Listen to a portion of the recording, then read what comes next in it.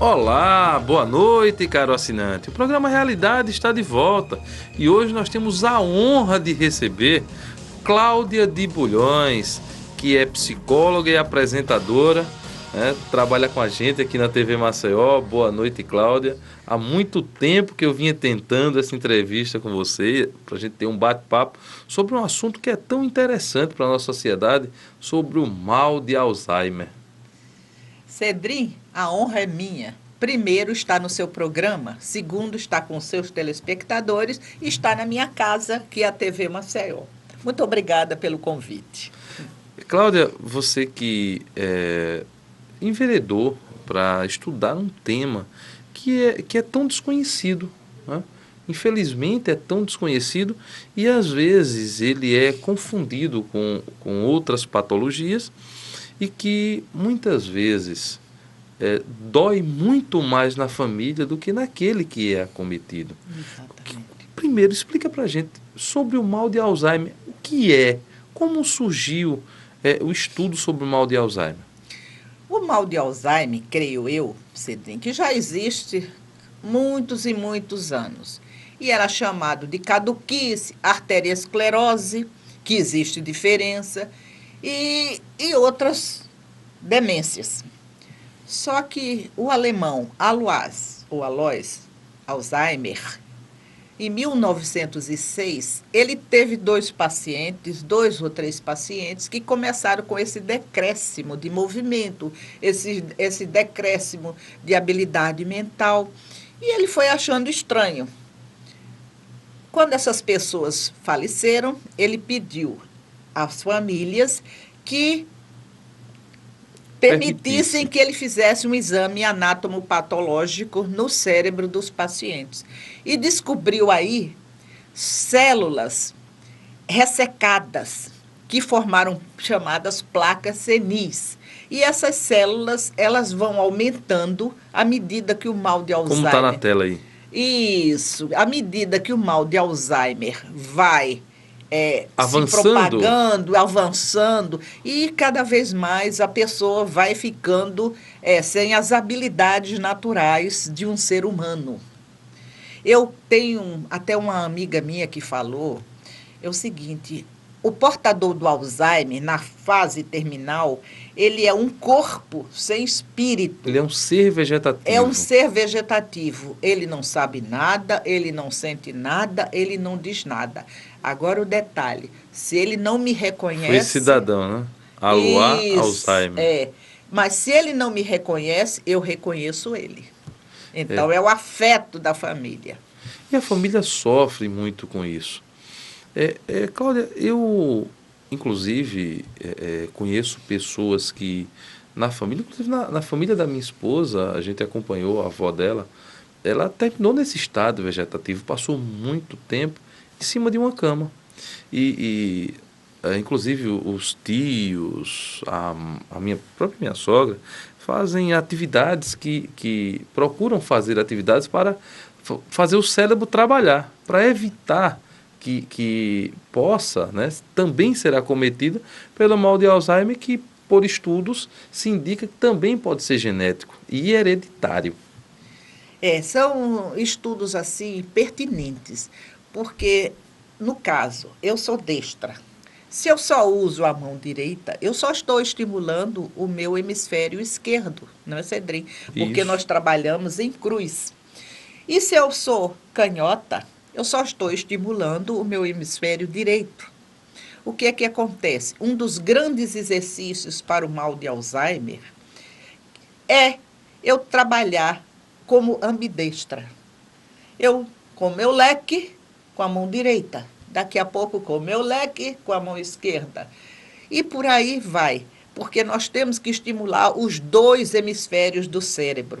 Agora, é muito importante também que a gente estimule fisicamente o corpo, para as enzimas, para a energia, e que a gente, de alguma maneira, Ali estão os estimule, hemisférios, né? exatamente, e que a gente, de alguma maneira, estimule o cérebro, como? Através de palavras cruzadas, através de caças-palavras, através O de eu, desenvolvimento também do raciocínio lógico, né? raciocínio lógico.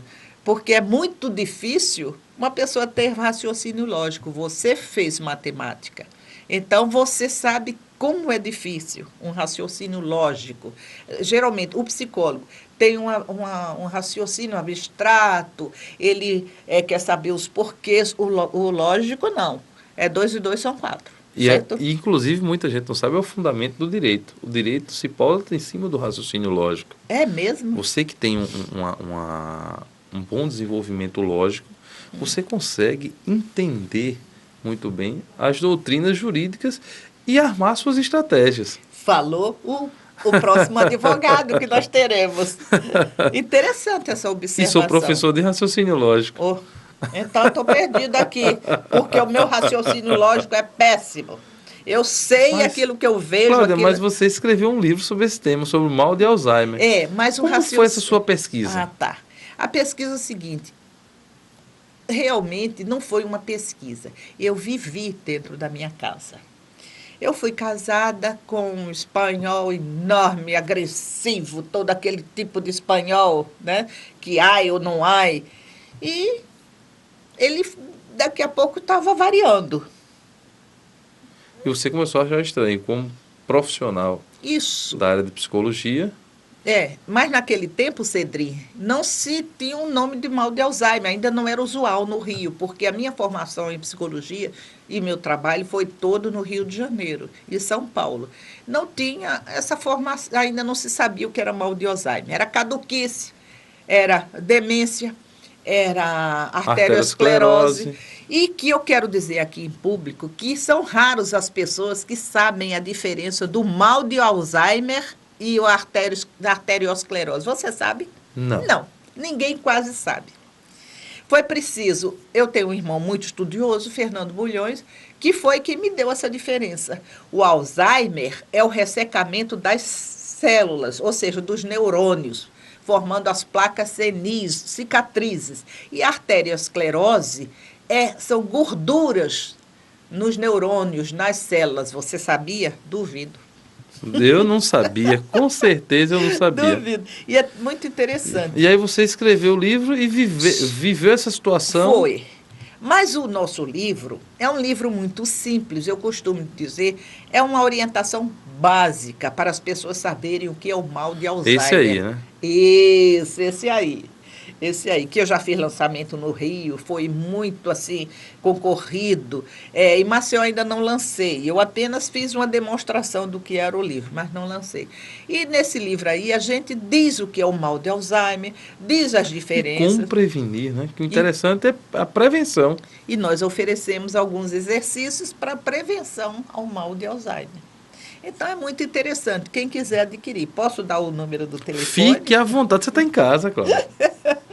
Você aqui está em casa. Quem quiser adquirir o livro Mal de Alzheimer, o que é, como prevenir, telefone para o número 91127626 e procure saber como é o livro que nós mandamos em casa. 9112 96... Não. 91127626. 91127626. Isso. Você que está nos assistindo, faça isso. Adquira esse livro, é muito importante. Você, se não tem ninguém na sua família que, graças a Deus, mas com certeza você conhece alguém e também é bom se prevenir. Né? A gente não sabe. Né? Nosso futuro é esse envelhecer. Né? E nós, como vocês estão vendo aí na tela. E o interessante é envelhecer com saúde. Com qualidade, com qualidade, saúde, isso aí. Com movimento, perfeitinho, como eu. Eu estou com 68, vou fazer 69. E acho assim... Cláudia, você está turbinada, Cláudia. Você é uma menina, Cláudia. Menina é ótimo. Obrigada. Aí já dizem que eu digo minha idade só para dizer, mas você está ótima. E não é mesmo? Tá uma menina, e não verdade. É mesmo? Eu quero ver uma pessoa com 68. Ah, sim, nós de Maceió temos muitas pessoas assim também. Mas quero ver uma pessoa com 68 anos, que vai fazer 69, que é apresentadora de televisão, que coordena uma empresa de comunicação, que faz isso, faz aquilo outro. Agora tem dias que eu estou cansada, viu? Isso é normal. Todos nós estamos, sem dizer que nós estamos cansados. Cláudia, mas você que viveu essa experiência em casa e com certeza também já conheceu outras histórias, outras experiências. As histórias são semelhantes, são muito diferentes entre si. Quase sempre semelhantes. Eu estou com um amigo no Rio agora, que nós estamos nos correspondendo, porque ele queria um grupo de ajuda no Rio e eu orientei. É o seguinte, é a mesma coisa. A repetição das perguntas, Cedrinho. Que horas são? Que horas são? Se não for o horário, já pagou? Já pagou? Já fez o pagamento? De que a pessoa não sabe. Mas que pergunta, pergunta. Cláudia, deixa eu te fazer uma pergunta. As pessoas, né, quando estão acometidas pelo mal de Alzheimer, em alguma das fases, que aliás eu queria lhe perguntar quais são as fases, ou quantas fases são, que eu não sei. Qual o tempo médio de desenvolvimento dessa doença e se eles, em algum momento, como é que eu posso dizer, eles vivem em um tempo anterior à vivência presente? Olha, A didaticamente, memória passada dele é preservada mais do que a memória presente, atual? em determinada fase. Porque a doença do mal de Alzheimer, ela tem 3 fases. A fase inicial, que é essa que eu tinha que ir por aqui. Mas, pelo amor de Deus, não pense que qualquer esquecimento é mal de Alzheimer, não. Não é isso que eu estou falando. Até porque o estresse causa um esquecimento terrível e nós vivemos constantemente estressados, infelizmente. É outro tema sensacional. A gente vai falar alguma coisa, né? Não. A gente vai falar alguma coisa, esquece do que vai falar. Eu tô com Alzheimer, não. Nem tendência para isso, muito menos. Já entrou assim no dito popular. O alemão está atrás de mim, né? Por causa do Alzheimer, que foi o nome do médico alemão.